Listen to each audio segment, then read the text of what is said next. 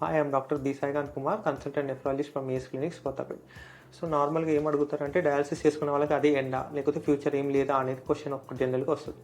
So dialysis అనేది ఎవరికి initiate చేస్తామంటే పేషెంట్స్కి ఆల్రెడీ కిడ్నీ సమస్య ఎప్పటి నుంచో ఉండి మెల్లమెల్లగా అది పనితీరు అనేది తగ్గి లాస్ట్కి ఎండ్ స్టేజ్ రీనల్ డిసీజ్ అంటారు, బాడీలో డయాలసిస్ అనేది స్టార్ట్ చేస్తాం.